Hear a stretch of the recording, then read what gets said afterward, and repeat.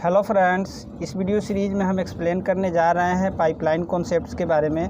तो इस video series में हम आपको बताएंगे कि पाइपलाइन क्या होता है, पाइपलाइन कैसे काम करता है और पाइपलाइन का यूज करने का हमारा पर्पस क्या होता है। ठीक है, तो फुल एक्सप्लेनेशन में हम आपको इसका एडवांटेज भी बताएंगे, डिसएडवांटेज भी बताएंगे। ठीक है, और इसको हम एक डायग्राम्स के थ्रू रिप्रेजेंट भी करके दिखाएंगे कि कैसे हमारा पाइपलाइन वर्क करता है। ठीक है, पाइपलाइन का कॉन्सेप्ट यूज करके हम एक इंस्ट्रक्शन को प्रोसेस भी करके आपको दिखाएंगे कि कैसे हमारा इंस्ट्रक्शन प्रोसेस होता है सीपीयू के अंदर with the help of diagram. ठीक है, it is a way of speeding of execution of instruction. ठीक है, पाइपलाइन एक तरीका है जिसमें हम अपने सीपीयू की परफॉर्मेंस को इंक्रीज़ करते हैं। ठीक है, और पाइपलाइन के कॉन्सेप्ट में हमारा जो प्रोसेस चलता है साइमल्टेनियसली चलता है और ओवरलैपिंग मैनर में चलता है। ठीक है, in which multiple instruction will be execute at a time. ठीक है, पाइपलाइन के कॉन्सेप्ट में हमारा जो इंस्ट्रक्शन होता है मल्टीपल इंस्ट्रक्शन एक टाइम पर ही एग्जीक्यूट होता है साइमल्टेनियसली।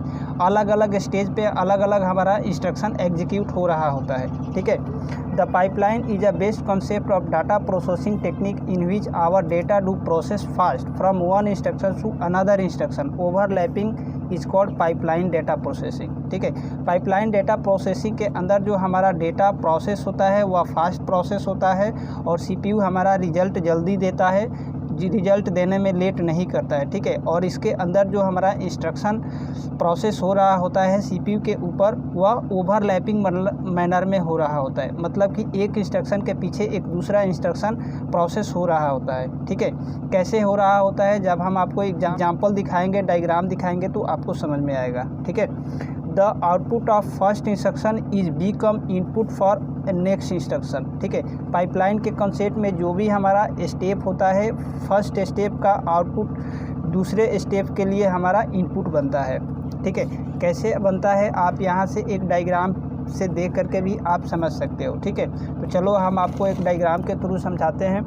मान लो हमारा स्टेज 1 है, स्टेज 2, स्टेज 3 और स्टेज 4। ठीक है, और यहाँ हमारा आउटपुट आने वाला है, दैट मीन्स की रिजल्ट आने वाला है। ठीक है, और मान लो हमारे पास यह एक इंस्ट्रक्शन है जो कि लार्ज है। ठीक है, तो हम क्या करेंगे, सबसे पहले इस टास्क को छोटे छोटे सेगमेंट में डिवाइड कर लेंगे इंस्ट्रक्शन के अंदर। ठीक है, अब देखो ये जो हमारा सीपीयू इस पाइपलाइन का कॉन्सेप्ट यूज करके कैसे हमारे डेटा को प्रोसेस करता है वन बाई वन। ठीक है, सपोज मान लो हमने यहाँ से डेटा इनपुट दिया इस स्टेज 1 को। ठीक है, जैसे ही हमारा स्टेज 1 पे हमारा डेटा का प्रोसेसिंग हो जाएगा ये स्टेज फॉरवर्ड कर देगा स्टेज 2 के ऊपर। ठीक है, फिर हमारा यहाँ से डेटा फॉरवर्ड हो जाएगा स्टेज 2 के ऊपर और उस डेटा का प्रोसेसिंग अब यहाँ पे चलने लगेगा। ठीक है, तो फिर हमारा यहाँ से डेटा जब प्रोसेस हो जाएगा फिर अगला स्टेज पे हमारा डेटा चला जाएगा स्टेज 3 के ऊपर। ठीक है, तो इस टाइम में जैसे हमारा डेटा यहाँ पे पहुँचेगा फिर हमारा स्टेज 2 और स्टेज 1 फ्री हो जाएगा, तो हम क्या करेंगे फिर यहाँ से एक नया डेटा इनपुट दे देंगे स्टेज 1 के लिए।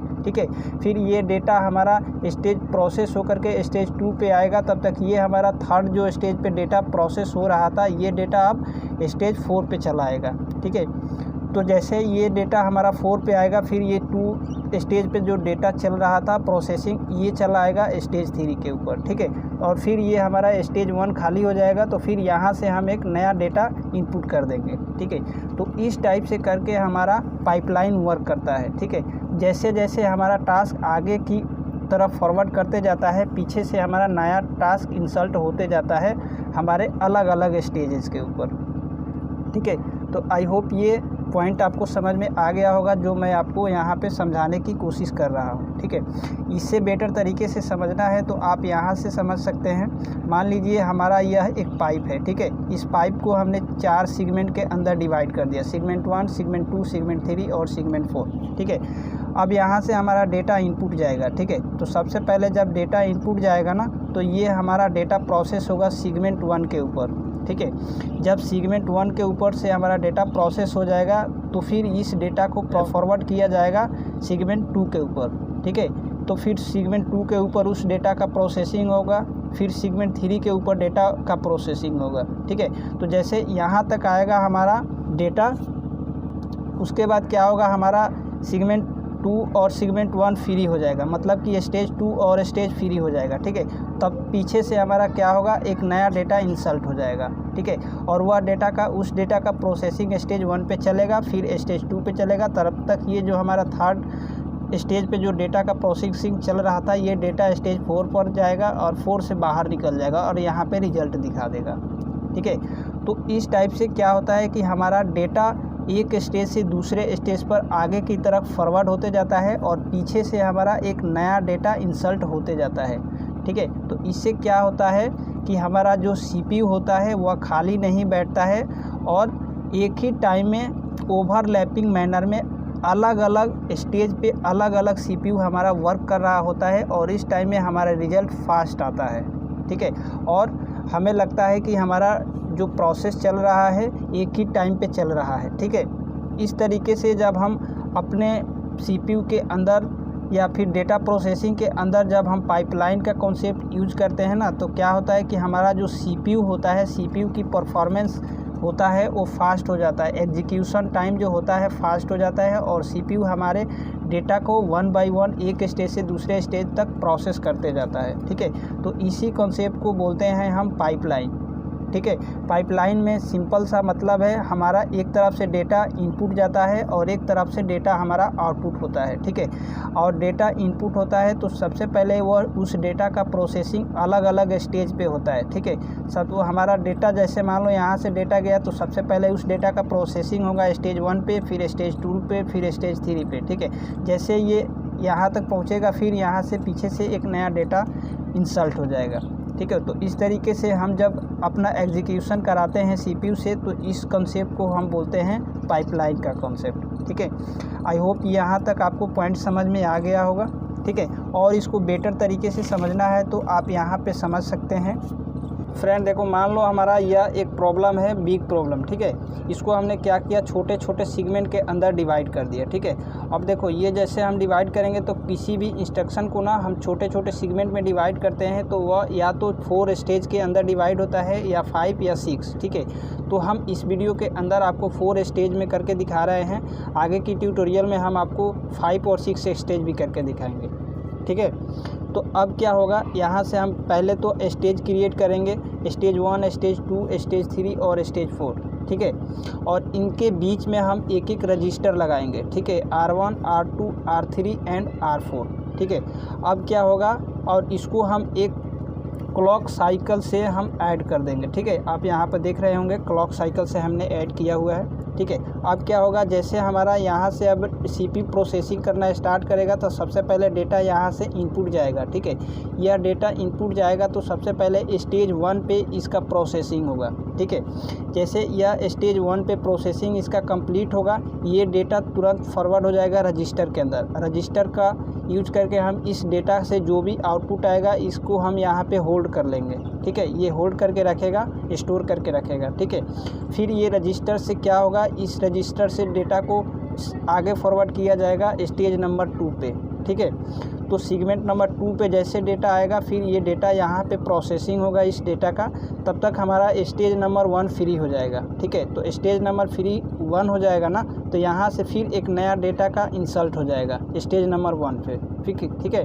तो अब नया डेटा का स्टेज नंबर 1 पे प्रोसेसिंग चल रहा होगा और जो हमारा अगला डेटा है ये स्टेज नंबर 2 पे प्रोसेसिंग चल रहा होगा, ठीक है। तो फिर ये जो स्टेज नंबर 2 पे जो डेटा है इसका आउटपुट रजिस्टर 2 में स्टोर हो जाएगा। फिर ये रजिस्टर 2 से डेटा का जो आउटपुट है रजिस्टर 3 के अंदर सेंड किया जाएगा, ठीक है। तब तक हमारा सेगमेंट 2 फ्री हो जाएगा, ठीक है। तो जैसे हमारा सेगमेंट 2 फ्री होगा, यहाँ से जो स्टेज 1 से जो आउटपुट है यहाँ स्टोर किया गया था R1 के अंदर, ये अब यहाँ से फिर R1 फॉरवर्ड कर देगा स्टेज नंबर 2 पे, ठीक है। तो फिर हमारा स्टेज नंबर 1 फ्री हो जाएगा, मतलब कि सेगमेंट 1 फ्री हो जाएगा, ठीक है। तो फिर यहाँ से एक नया डेटा इंसर्ट हो जाएगा, ठीक है। तब तक ये जो हमारा यहाँ पे डेटा प्रोसेसिंग हो रहा था ये डेटा अगले रजिस्टर के पास चला जाएगा, फिर ये रजिस्टर फॉरवर्ड कर देगा यहाँ स्टेज नंबर 4 के पास, मतलब कि सेगमेंट नंबर 4 के पास। फिर यहाँ से डेटा हमारा रजिस्टर 4 के अंदर जाएगा, फिर यहाँ से हमारा रिजल्ट निकलेगा, ठीक है। तो इस टाइप से क्या होता है कि हमारा जैसे जैसे डेटा आगे की तरफ फॉरवर्ड होते जाता है वैसे वैसे पीछे से एक हम नया डेटा को इंसर्ट करते जाते हैं, ठीक है। तो इस टाइम में क्या होगा कि हमारा जो CPU है वह CPU आइडियल नहीं बैठता है, खाली नहीं बैठता है और हमारे डेटा को प्रोसेसिंग करते रहता है, ठीक है। और ये जो डेटा चल रहा होता है ओवरलैपिंग मंडल में चल रहा होता है, मतलब कि एक डेटा के पास दूसरे डेटा पीछे लगा हुआ रहता है, ठीक है। तो इस कॉन्सेप्ट को हम बोलते हैं पाइपलाइनिंग। पाइपलाइन का कॉन्सेप्ट में जैसे जैसे हमारा डेटा आगे बढ़ता जाता है प्रोसेस होकर के पीछे से हमारा नया डेटा इंसर्ट होते जाता है प्रोसेस के लिए, ठीक है। तो अगर यह कॉन्सेप्ट हम CPU के ऊपर अप्लाई करते हैं तो इसको हम बोलते हैं पाइपलाइनिंग कॉन्सेप्ट, ठीक है। और पाइपलाइन के कॉन्सेप्ट में जो भी इंस्ट्रक्शन होता है उन सभी इंस्ट्रक्शन को हम 4 स्टेजेज के अंदर डिवाइड करते हैं, ठीक है। ये कैसे डिवाइड होता है नेक्स्ट वीडियो में हम देखेंगे, ठीक है।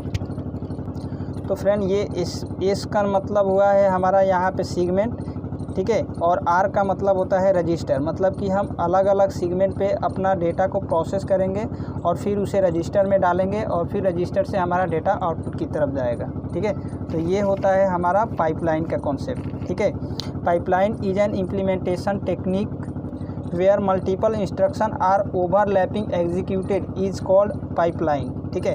पाइपलाइन के कॉन्सेप्ट में हमारा जो होता है मल्टीपल इंस्ट्रक्शन ओवरलैपिंग मैनर में एग्जीक्यूट होते रहते हैं। जैसे आपने यहाँ पे ऊपर देखा, ठीक है। हमारा जो इंस्ट्रक्शन है जैसे जैसे हमारा इंस्ट्रक्शन आगे की तरफ मूव करते जाता है हमारा पीछे से एक नया डेटा इंसर्ट होते जाता है, ठीक है। तो ये इस कॉन्सेप्ट को हम बोलते हैं ओवरलैपिंग, तो वही यहाँ पे है, ठीक है।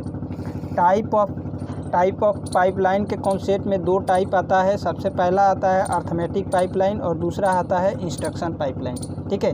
तो अर्थमेटिक पाइपलाइन क्या होता है, इंस्ट्रक्शन पाइपलाइन क्या होता है, आगे की वीडियो में हम डिस्कस करेंगे, ठीक है। पाइपलाइन को बेटर तरीके से समझने के लिए हम आगे की वीडियो में आपको एक स्पेस टाइम डायग्राम दिखाएंगे और उस टाइम डायग्राम के थ्रू हम आपको बताएंगे कि ये जो इंस्ट्रक्शन है कैसे हमारा CPU के ऊपर एग्जीक्यूट हो रहा है 1 बाई 1 और कैसे हमारा CPU इसको एग्जीक्यूट कर रहा है, ठीक है। तो इसको बेटर तरीके से समझने के लिए हम यूज करते हैं स्पेस टाइम डायग्राम, ठीक है। और इसी स्पेस टाइम डायग्राम की मदद से हम CPU की स्पीडअप निकालते हैं कि हमारा जो CPU है कितना टाइम ले रहा है टास्क को एग्जीक्यूट करने में, मतलब कि टास्क को कंप्लीट करने में, ठीक है। तो वहाँ पे हम देखेंगे कि पाइपलाइन का यूज करके अगर हम टास्क को कंप्लीट कर रहे हैं तो कितना टाइम लग रहा है, और अगर हम नॉन पाइपलाइन का यूज कर रहे हैं मतलब कि पाइपलाइन कॉन्सेप्ट का यूज नहीं कर रहे हैं तब कितना टाइम लग रहा है, ठीक है। तो आगे की लेक्चर में हम आपको अर्थमेटिक और इंस्ट्रक्शन पाइपलाइन बताएंगे और इसके ऊपर हम पाइपलाइन और नॉन पाइपलाइन कॉन्सेप्ट का यूज करके दिखाएंगे। फिर मैं आपको ये भी बताऊंगा कि पाइपलाइन का कॉन्सेप्ट अगर यूज कर रहे हैं तो CPU का परफॉर्मेंस कितना इंक्रीज हो रहा है और नॉन पाइपलाइन कॉन्सेप्ट का यूज कर रहे हैं तो CPU का परफॉर्मेंस कितना इंक्रीज हो रहा है, ठीक है। तो ये सभी पॉइंट्स नेक्स्ट वीडियो में डिस्कस करेंगे, ठीक है। तो अगर हमारा वीडियो आपको अच्छा लगा हो तो आप हमारे वीडियो को लाइक करिए, शेयर करिए, कमेंट करिए। चैनल पे नए हैं तो चैनल को सब्सक्राइब कर दीजिए। Thanks for watching this video.